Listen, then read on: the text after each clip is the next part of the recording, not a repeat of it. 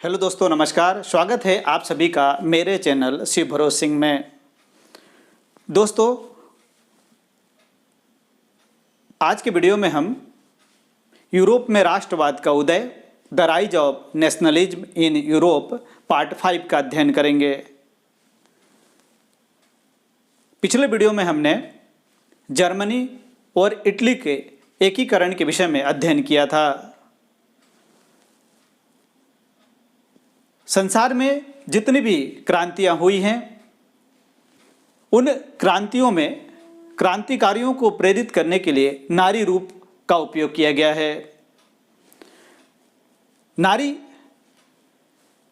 रूप के उपयोग के द्वारा और नारी को रूपक के रूप में बताकर आम जनता को और क्रांतिकारियों को राष्ट्र की भावना से जोड़ने का प्रयास किया गया है। तो आज के वीडियो में हम नारी रूप का उपयोग किस प्रकार से क्रांतिकारियों और आम जनता को जोड़ने के लिए किया गया, उसका अध्ययन करेंगे। भारत में भी जो क्रांति हुई, उसमें भी नारी रूप के रूप में भारत माता को प्रतीक के रूप में बताया गया। तो चलिए मैं जोड़ता हूं आप सभी को आज के वीडियो से। आज के वीडियो में हम राष्ट्र की दृश्य कल्पना का अध्ययन करेंगे। पहला महत्वपूर्ण बिंदु यहां पर लेते हैं कि 18वीं और 19वीं सदी के कलाकारों ने राष्ट्र का मानवीयकरण करके नारी वेश में प्रस्तुत करना। दूसरा महत्वपूर्ण बिंदु लेते हैं कि राष्ट्र की छवि अब नारी का रूपक बन गई। तीसरा महत्वपूर्ण बिंदु लेते हैं कि फ्रांसीसी क्रांति के दौरान कलाकारों ने स्वतंत्रता, न्याय और गणतंत्र के विचारों को व्यक्त करने के लिए नारी रूपक का प्रयोग किया।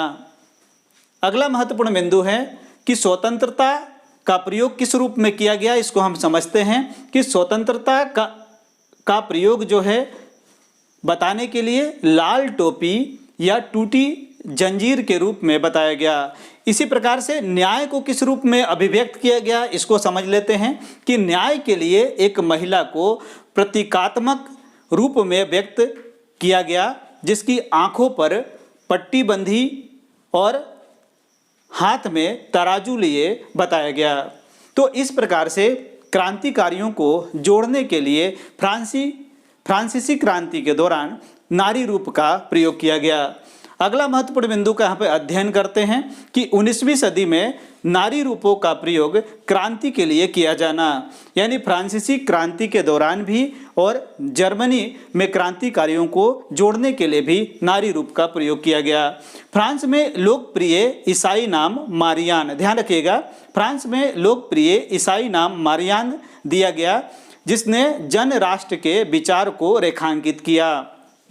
इसी प्रकार से अगले महत्वपूर्ण बिंदु की तरफ हम बढ़ते हैं कि मारियान की प्रतिमाएं सार्वजनिक चौकों पर लगाई गई ताकि राष्ट्रीय प्रतीक की याद बनी रहे। आम जनता और क्रांतिकारी दोनों ही इस प्रतीक की भावनाओं के साथ जुड़े रहें और राष्ट्र के निर्माण के लिए वो प्रेरित होते रहें। मारियान की छवि सिक्कों और डाक टिकटों पर भी अंकित की गई, जिससे कि आम जनता जो है इससे जुड़ी रहे। तो फ्रांसीसी क्रांति के दौरान मारियान को प्रतीकात्मक रूप से प्रस्तुत किया गया है, जिसे नारी रूपक के रूप में बहुत ही प्रेरित करने वाला बताया गया। अगले बिंदु की तरफ बढ़ते हैं और हम देखते हैं कि जर्मनी के क्रांतिकारियों को और आम जनता को जोड़ने के लिए किस नारी रूप का प्रयोग किया गया। तो जर्मनी की आम जनता को जोड़ने के लिए और क्रांतिकारियों को प्रेरित करने के लिए जर्मेनिया जर्मन राष्ट्र का रूपक बन गई। अगला महत्वपूर्ण बिंदु लेते हैं कि जर्मेनिया बलूत वृक्ष के पत्तों का मुकुट पहनती है, क्योंकि जर्मन बलूत वीरता का प्रतीक है। आगे हम बढ़ते हैं और महत्वपूर्ण बिंदुओं का अध्ययन करते हैं कि जर्मेनिया गाइडिंग द राइन, यानी राइन नदी पर पहरा देती जर्मेनिया 1860 में चित्रकार लॉरेंज क्लासेन को यह चित्र बनाने का काम सौंपा गया और लॉरेंज क्लासेन ने इसे बखूबी दर्शाया, जिसने जर्मन के क्रांतिकारियों को और आम जनता को प्रेरित किया। मैं आप सभी को परीक्षाओं में सफल बनाने के लिए और अधिक से अधिक अंक दिलाने के लिए निरंतर वीडियो लेकर आता रहूँगा। अगला वीडियो में ऑब्जेक्टिव टाइप प्रश्न यानी वस्तुनिष्ठ प्रश्न लेकर आऊँगा, जो आपको परीक्षा में सफल बनाने में सहयोग प्रदान करेगा।